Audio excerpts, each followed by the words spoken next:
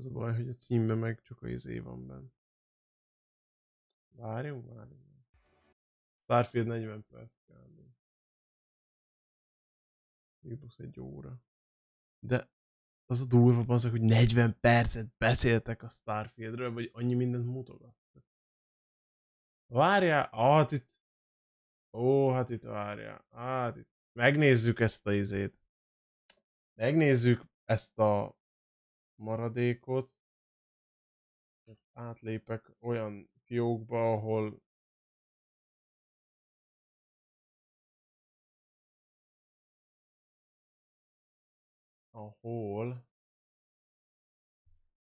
nem jön be semmi reklám. Ja, ez az, jó.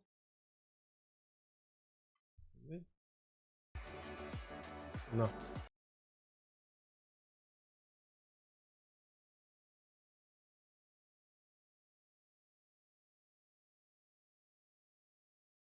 Na. Nem ment át, nem lépett át, semmi baj. Jó, ezt még azért megcsináljuk. Nincs, alig van pár perc. Igazából az előzőhöz képest. Meg ebbe azt hiszem indie játékokat mutogatnak, és azok is engem érdekelnek nagyon, hogy...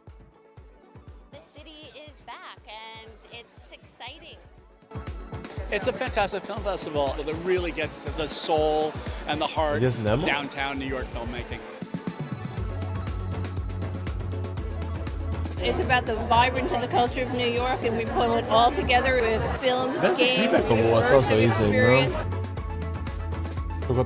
We share our narratives now differently. There are so many more things that games can be. Ever since I was a kid, I would play video games 24/7. Every time I wanted to relax, every time I wanted to step out of the world for a bit. You know, some people might say, well, go read a book. And I'm like, I don't want to read a book. I want to be in an interactive adventure. I want to feel like I'm part of the story. Oh boy. I am Julian Cordero, and my game is Despelote. Goodbye, Volcano High. Stray Gods? Phasmophobia consonance. A Highland Song. Chunks of Sinnoh. Nightscape. The Expanse. Welcome. Welcome to Tribeca Games.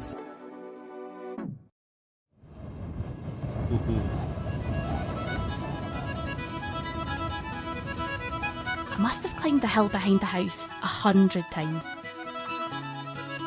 I know every Amit az elején mondtak mindent, hogy az emberek miért is játszanak igazából videójátékok, az tök igaz. After that hill, there's another. And then another again. Kapcsolni valaki. And after all that, Sztorinak része akar lenni. Megadhatja egy könyv is, de azért egy játék más. A Highland Song is a narrative adventure game set in the wilds of the Scottish Highlands. You play as Moira McKinnon, a teenager on her way to the sea for the first time. But to get there, you're going to have to find your way through the wild mountains and the valleys. You'll have to survive the weather, and you'll learn a bit about the stories and the history of the Highlands on the way. Inkle is an independent game studio based in the UK, and we specialise in narrative games, so we make games in all sorts of genres, but our main focus is on games that tell really strong stories. Our most famous game is probably 80 Days, an adaptation of British George Burns' classic novel. The main hook of 80 Days is that you can go around the world any way you like. The way that Highland Song works is extremely similar to 80 Days. You start in one particular point and you can choose all sorts of different routes through the Highlands in order to reach your goal. But it also ends at a single point because you're trying to reach the lighthouse where your Uncle Hamish lives by the sea. Finding the right gameplay for a game like a Highland Song can be really difficult. Gameplay is usually built around loops and patterns, but good narratives are made out of loops. We want to make sure that the character isn't doing anything just for the sake of gameplay, but everything the character's doing has to make sense within the narrative. So the reason that we've essentially created our very first platforming game is that it just makes sense for the character within this scenario to be jumping and scrambling over rocks. And it even has a rhythm action mechanic. So in many ways, it's the most gamey game that we've ever created. Moira's platforming abilities Tudja, in a elvitte Highland volna a song are kacsát, quite vagy mi ez? realistic. She has a limited amount Nem of time kacsa, that mi she volt can az? climb. Sirály. She gets hurt if she falls too far. Tuesday, you She bloody can wanka. rest to recover her strength. De She miért gets mondom affected ezt by weather egyből ilyen and izésen? affected by nighttime and affected by cold. Kacsa, jó A van, lot of our mechanics are built around the tension between knowing where you are and being lost. We have a map mechanic, which is all about that. It's about finding little pockets of knowledge, learning the names of peaks and understanding the history of the peaks to help you find your way through this world. Peak climb. At Inkle, we've always loved hand-drawn 2D illustration. We love how expressive it can be, especially for characters. Even when we made 3D games, we still had 2D characters because we loved the overall effect.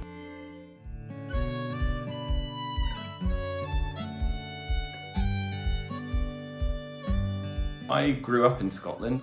When I was a teenager, I went up into the Scottish Highlands with 3 friends and we got lost and we had to stumble through rivers and bogs. It was really quite a chilling, scary experience. My parents are art historians, and that there was always one painting in particular that they had that I used to love as a child. It had a little ruined castle by Loch and these Scots pine trees and golden brown colour palette that was just so characteristic of the region. And so going for a really painterly aesthetic was a way to capture that. The more modern take on that is the digital paintings of concept artists such as Paul Scott Canavan, who we worked with on this project, and he came up with this really beautiful way of hand painting rocks and trees and grass and then assembling them as a huge collage, but then all built up so that the overall effect is of a painting coming to life. When people play a Highland song, I really want them to come away with a strong sense of the place, the Highlands themselves. There's this tension in that place between being full of story and history and the marks left behind by people, whether that's ruined farmhouses or whether that's just the names attached to the various peaks and the stories behind those names, which often go back a very, very long way indeed. When I first kind of conceived of the game, I tried to forget everything about what games we'd made as a studio before, what games are out there, and I just tried to imagine, what do I want on my Switch for me to play right now? And pretty much a Highland song, as the way it looks and feels, popped into my head, and I can't be prouder of what we've created.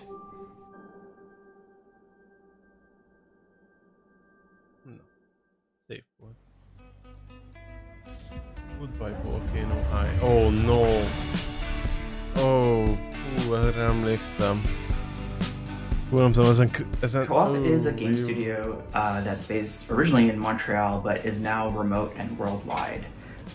It is a cooperative. Basically, that means that we make all major decisions together. We decide whether we want to work 4 days or 5 days. Spoiler alert, we decided to do 4 days a long time ago. We present concepts when we are starting to put together things, and we all vote on what we think is what everybody would like to work on. And you feel more attached to what you're making because you voted for it, you chose it. It was really important for us to feel like this was a different space where people actually could be the voices behind the games that we make. We are the makers of some charming, fun games like Winding Worlds and Nog and the upcoming Goodbye Volcano High. Goodbye Volcano High is a cinematic visual novel about dinosaurs in their final year of high school. At the start of the year, they find out that a meteor is coming. And the game is about asking yourself, what would you do if you had 1 year left? Who would you be? Who would you want to love? And how would you want to go out? I vote yes. I don't think this is a voting type situation. I mean, it does kind of belong to all of us. Or it was supposed to. It does. You did a great job.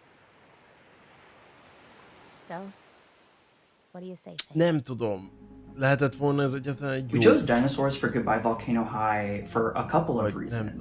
Originally, when we presented the game to everybody else, it was meant to be a dating sim, because at the time, this was kind of like the hot thing to work on. Was dating sims, and then we were like, hold up. Here's the hook. It's a dating sim with dinosaurs at the end of the world. As soon as you start talking about a meteor, even though the characters are unsure what's gonna happen, wow, mekkora csavart vitt bele.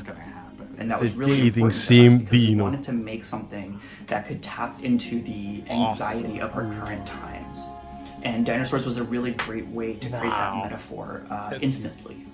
As it went on, and we became kind of more ambitious and more interested in making what we actually like, we were like, what if it's an anime and we tell a story that isn't necessarily so focused on dating, but really goes deep into the emotional aspects of the end of the world. So high school already feels like it's the end of the world to most people, so it wasn't really that hard to hone in on the angst. It's really the hope that's tricky to encapsulate. High school to me is all about that sweet, sweet balance of doom and hope. Hope for the better future, hope for the dreams we chase and the ambitions we strive for. Those are things that can feel impossible to cling to, especially with something that can't be stopped and feels inevitable, like a giant meteor hitting you. And communities all across the continent reacted to the news of a previously unknown space object this morning. So, how do you deal with that? It starts off very joking. They're kind of making gallows humor jokes. In light of the whole space rock, potential demise of civilization thing, my chosen theme feels off. What's the theme? Using this year to, make an impact? Our characters all have different methods of coping. Some double down on their ambitions, trying to accomplish their dreams before it's too late. Others slow down and decide to savor what time they have left, regardless of what their dreams are. We can still win! Battle of the Bands! Asteroid or not! The player character essentially ends up being the UI, and you end up playing as Fang's inner monologue. Ő menti meg azzal, hogy crash-el a meteoritba. Ő menti meg a világ az a felre. I think this means she's rooting for us? Music is really important in Goodbye Volcano High, and I would actually say music is really important to our studio and all of our games. It's core to our DNA, and music is central to the identity of the people who make the game, and so it is central to the identity of the game itself and the characters within it. There's no performance in this game that is separate from the narrative. It is valakinek nagyon fog tetszeni ez a játék. Az nem én leszek. But you're playing music. De alapján tudom, hogy a sztori... És basztak. Maga a sztori... Amit kitaláltak, mit basszak. De... Nem tudom. Fang is mennyi minden megjelent. Gearing up for their future as a igen, nem rossz, amikor and then realizing that they én is ezen gondolom, hogy amúgy maga a sztorit, hogy becsukod a szemed, amúgy utolsó évad az iskolában, de közben megjön egy ilyen világ végét jelentő cucc, és hogy birkózol meg vele.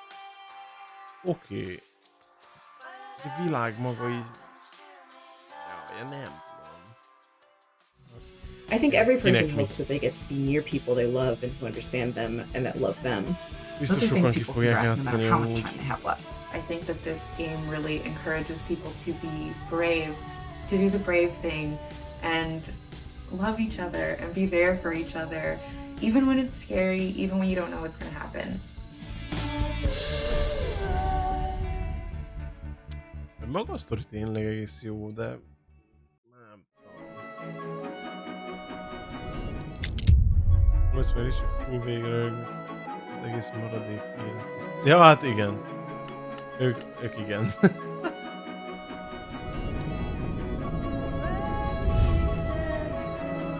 Bonjour, je suis Julien. Bonjour, je suis Thomas. Nous sommes les cofondateurs de Rundisk et nous sommes ici pour vous parler de Chants of Scénar.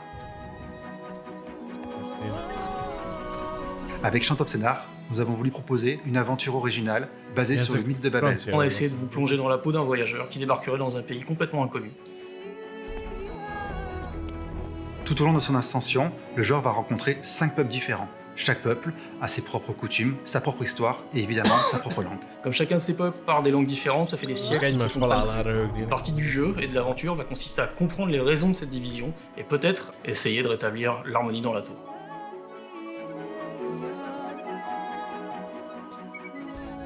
Quand on a compris qu'on voulait travailler sur les langues, on a eu cette idée de s'inspirer de la tour de Babel, parce que c'est un mythe qui est très puissant, qui parle des hommes qui essayaient d'atteindre le ciel en construisant une gigantesque tour. Et ça a déplu aux dieux qui ont décidé de les frapper d'une malédiction, en leur faisant tous parler une langue différente.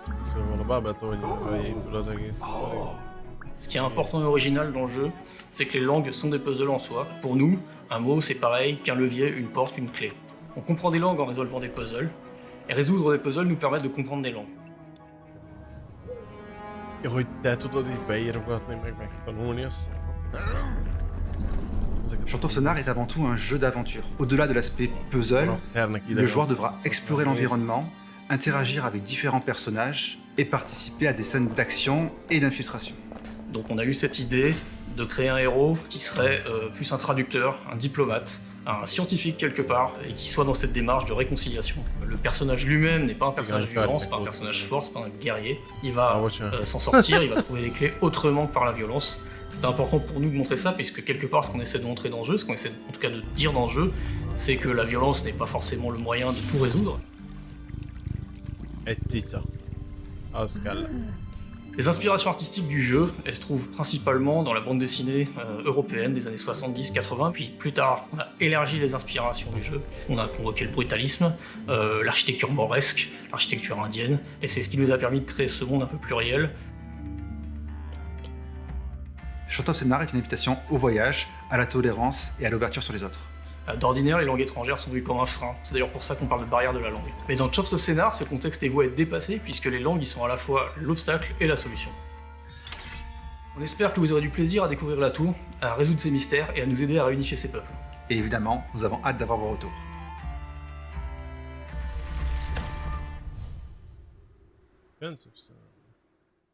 Amúgy, ez se tűnt rossznak. Nightscape is a 2.5D atmospheric adventure game where the ancient Arabian night sky loses its light. You play as Layla, who is an astronomer who just loves to look at the night sky. As Layla, players wield a magical astrolabe, restoring stars back to constellations in order to seek a path home. A key stellar cast member is the Goat Kid constellation. The Goat Kid decides to accompany Layla in her journey. These days, people do not know much about constellations and the stories behind them, especially Arabic constellations. They're different from the Western or the Greek constellations. And so we've had a big research task finding out what those constellations mean, what the backstories are, and finding out how we can turn those ideas into gameplay elements. The importance of the sky is having this sky-ground connection. Having Layla use the constellation's abilities to solve puzzles and help with Layla in defeating enemies. The game being 2.5D, you can actually walk into the screen. There's a lot there that allow them to make the game very cinematic. This is a brand new experience for me, building a team from the ground up. We found an amazing level designer in Nabil and a coder in Idris. And very recently we found our technical artist in Zaki, and those three are the powerhouse of the studio. And I think it's really genuinely amazing that we found those guys who were willing to work with us in Doha. I was very unsure about the amount of talent for making video games in the Middle East. And I think we got super lucky finding the team that we did. For me, it all starts with a story and pictures that triggers my imagination. It triggered immediately some music in my mind. Beautiful Middle Eastern melodies to take them in the makans, to combine them with harmonies, Western influences as well, that it comes together as a blend. In my mind, designing sound is a bit like playing with clay, like trying to model this clay, this sound, manipulate, edit, cut. For example, the hook shot is mostly made by a tree branch. The footstep of a scorpion walking. Which is a mix of knife and stone. Összetettség. The voice of a scorpion is my voice, actually. Tényleg sokkal több szorul egy ekkora játékban, mint a Tribeca-ban. When the scorpion died, megveszed 40 000 az meg lehet, hogy we're trying really hard to make the game feel magical.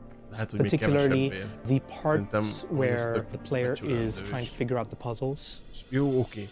Being in a country like the Philippines where my hometown had about zero pollution. So looking at the stars was one of my hobbies, which is why Nightscape appealed to me a lot. There's about 65 million people in the MENA region who play games, and there's a very, very sparse amount of content being developed from within. We want to push that boundary, and we want to create fun and meaningful games with the Middle East in mind, utilizing its culture and rich traditions and history to really inspire ideas for games going forward. And ultimately build a bridge towards understanding the Middle East better. Csak ezek közben hülye vagyok a izék. Puzzle game-ek ezek.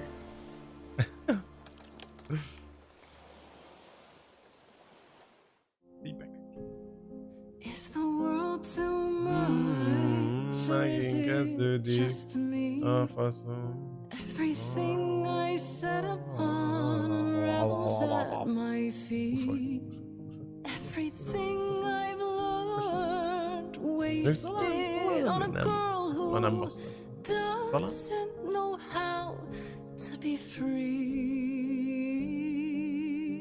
The games industry is always absolutely convinced that we can only be this and this only until someone comes along and proves them wrong. Stray Gods is a role-playing musical where you control the song. You play as Grace, a college dropout who's not quite sure what to do with her life. A woman living in the modern world who encounters the last of the Greek muses. Calliope? Who dies in her arms, passes on her powers, and Grace discovers that the Greek gods are alive and well and hidden in the modern world. We think that Stray Gods kind of appeals beyond just fans of video games. It's a really unique story and a unique experience. There are so many elements that go into this game to make it special that you can attach to any one of them and have an incredible experience. Stray Gods is what we call a role-playing musical. It's not really a genre that's ever existed before. You say you didn't kill Calliope. Azt akartam mondani, hogy ilyet én még nem hallottam előtte. A musical roleplay. What do I do? Start singing. This is a game with branching musical numbers where the key decisions in the story are made in musical numbers that change depending on your choices. Lost girls, lost girls. The way that we tackle music is one that people have never seen before. Boarding multiple branching paths that should link up to each other. There's a lot of considerations to factor in. It's very complicated, but it feels very worth it in the end. Perfectly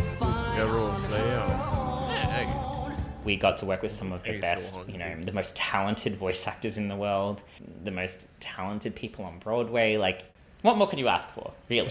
Being able to work with some champions like Austin Wintory, David Gator, Tribeca has been nuts. At the end of the day, it came down to our composer, Austin. He works some kind of dark magic and you get it all back and you're like, don't know how you transformed that take into this, but it's absolutely amazing. You'll have to see.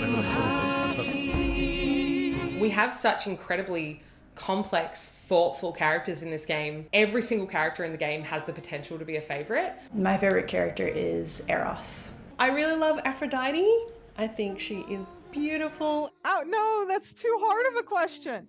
My favorite character is, I think, Orpheus. My king, Orpheus. He's my favorite. It used to be Hermes, but Orpheus, emo king, love. Look at me, who do you think I am? I'm saying Medusa. I am the #1 Medusa fan in the office.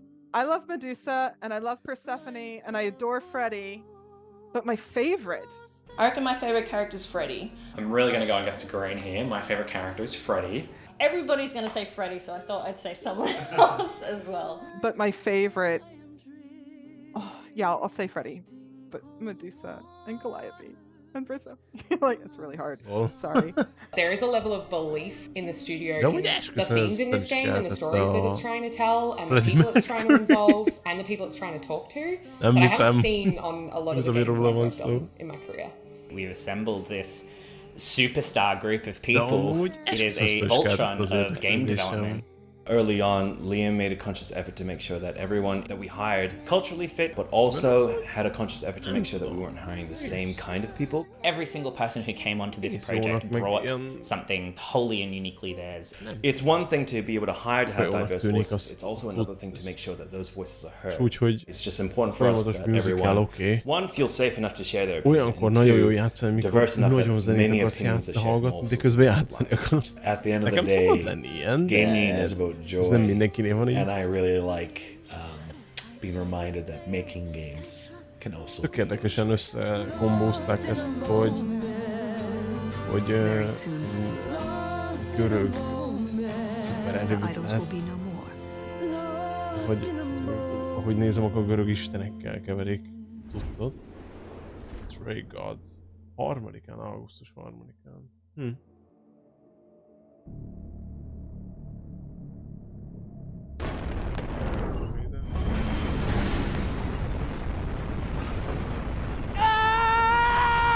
Hogy ide fogja baszni. Annyira tudtam, hogy ide bassza. The Expanse is an exceptional intellectual property in that it's huge and that the characters are the forefront of what they are focusing on. What is so compelling about it is that it works in several different mediums, right? I mean, we began with the books. And then I think what was so special about the television show was that it was almost like just another window of looking in at this same story. So what's unique about the way that we tell stories is that we give our players agency over the characters. Basically, their choices shape the overall story. So they're actually living in the story as opposed to just following along. Planned release date. When you're adapting a television property into a video game property, you have to think about what the fan is expecting. This takes place years before the first season. We're getting to see the world through Kamina Drummer's eyes. She is a belter, somebody who's out in deep space and has grown up there, has never set foot on a planet, so her perspective is really different. It's hard for me to look at these moons without thinking about the other research colonies exploiting all the resources on them. I hoped to portray her, especially at the beginning of the video game, as a little bit more vulnerable and open, and to kisebb see indie the játék, events vagy egy that kisebb csapat cause her által to összerakott harden. indie játék sokkal többet ér, mint egy nagy AAA játék. Mert tényleg így van. És nem egyszer volt ilyen. Punch him. Bam! Kapta halt. A really awesome character like Drummer deserves to have really interesting situations to be put in that fans have come to expect from the show, and now it's like they're getting to play an episode of The Expanse, but in video game form. We can do things like put zero G in the game, but we have to think about it from what's a good interaction medium, and changing that from what you may have seen in the show slightly to make sure that it's something that you can grok immediately and that feels good on the sticks, but that is also representative of what you see in the show. Those characters have really complex issues that they're facing regularly. And in narrative games, we want to give players these gray areas to really think, is this the answer I wanted to choose, or do I want to choose this answer? And that they both have their upsides and their downsides. And so The Expanse is perfect for that. Drummer, his suit is punctured and losing pressure. You need to release the vault and patch him now, or he could die. Belay that. That vault has O2, fuel, armaments. We can't afford to lose it.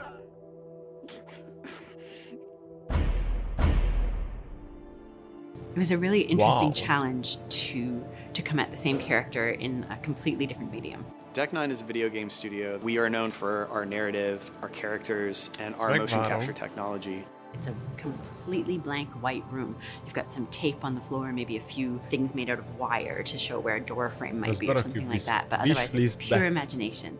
I assume you didn't come here to talk about crystals. We have a new target. What is it this time, El Dorado? Milyen durva, hogy élőben a Bali micsoda kis pocakos. Venus? Szépen meg tudják csinálni. The UNN Urshanabi. De miért nem lehetett volna, hogy a karakter... Something that we are really excited for people to experience in the Expanse Telltale series is the emotional performance that we're getting from our actors that comes through with our technology and from our animators that really bring out the personality in these characters. I work for you, but you don't own me. Believe me, I'm well aware. Just want to make sure you're not having second thoughts about our deal. Oh, come on. We're equal partners. We pay the crew, the costs, and the overhead. The rest is 50-50. You and me. I mean, that's the joy and the beauty of a job like this, is that I get to play. We're hoping that you form these bonds with these characters and that they are something that you carry with you after you're done playing the game and you're thinking about it later. That to me is always a testament of good storytelling is, am I thinking about it long after I experienced the game itself? Ez egy Telltale játék. Oh!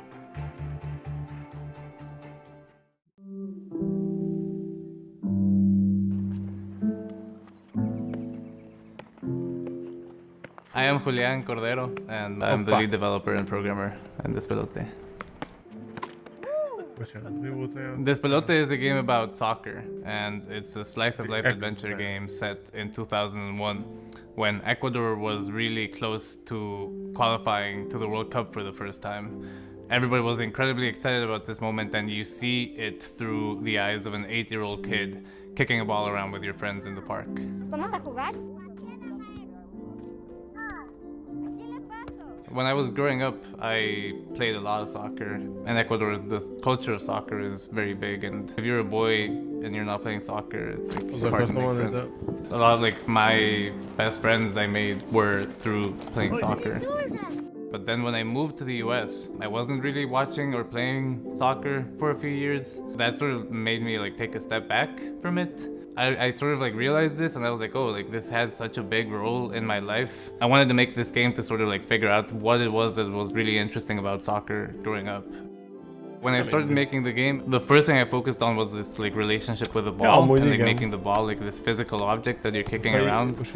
More than like creating like a soccer match, I knew that I wanted to just like your relationship with the ball and like how that sort of then relates to your environment. Immediately was thinking, okay, what should it look like? And there was this artist and musician, Sebastián. I really liked his work. My name is Sebastián Balbuena, and I am in charge of the art in Despelote. That includes 2D animation, 3D modeling, and also the music. This is actually the first video game I have ever worked in. I knew the game was going to be in 3D because I wanted the game to be like feel very physical and this like the physical connection with the ball. We wanted to find a graphic style that could communicate emotions, and we found that the 2D hand-drawn animation was the best way to do that. We developed like the art style sort of around like his previous work, and his style sort of feels very nostalgic to us to have these like backgrounds with this like very grainy aesthetic. That was just very important to have that dynamic. The background being so noisy, the characters being so like hand-drawn and like so clean. As soon as like I was like, okay, well, what's the setting for this game? Like the only really idea I had was like where I have played soccer in my life, which is in Quito. That's where the game sort of had to be set. It became really important for us to like capture Quito in a way that was like very true to us. So we're using a lot of pictures, and the buildings are all real buildings. Some of the voices are from people that we knew. We wanted to have the same feeling that you get when you listen to people's conversation in the street. So that's why we went with the improvisation for the dialogue. It's all improvised, really. We like approached a lot of friends and family in Ecuador. The parents are played by my own parents, so there's an interesting dynamic happening there as you run around as a kid. The scene we set is it's 2001. Ecuador is just coming out of this big economic crisis, and there's this idea we can qualify to the World Cup, and that's like really exciting. And it's been great because I think it's bringing in a lot of this like sort of communal understanding of the moment. So my parents aren't really big soccer people, but the excitement of qualifying to the World Cup was so big that even they were really excited about it. Oiga, ya está jugando el Ecuador, vamos a ver. Todo el mundo está hablando de que este sí hay chance.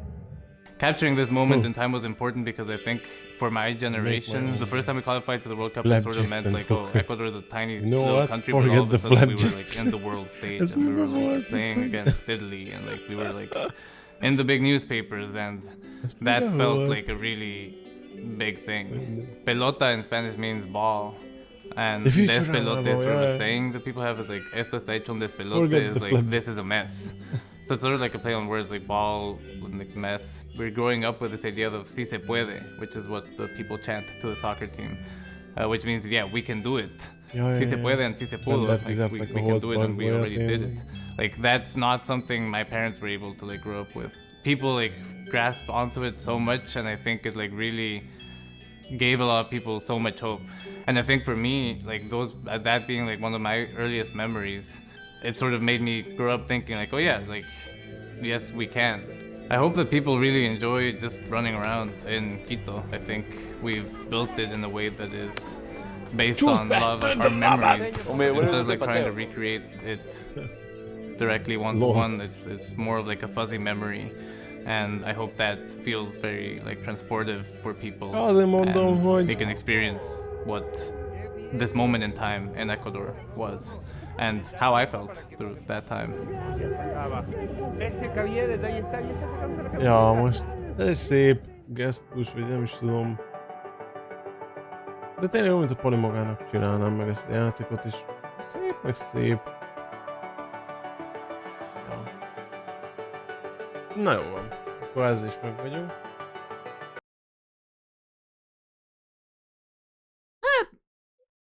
Tényleg jó látni, amikor kapnak ennyi időt az ilyen indie gémek is. Volt egy-kettő jó kis cucc. Ez a Telltale Games-es, ez érdekelne, de nem találtam sehol. The Expanse, itt van. Térség. Ez egy televíziós sorozat. Expanse. Telltale. Ja. Ja, ez egy sorozat, baszki, most nézem. Epic Store-ba lesz fönn. A Steam-et nem is írta. Annyi megnézzük. Megnézem majd. Na jó van. Mára ennyi. Holnap szerintem meglátjuk még mi lesz.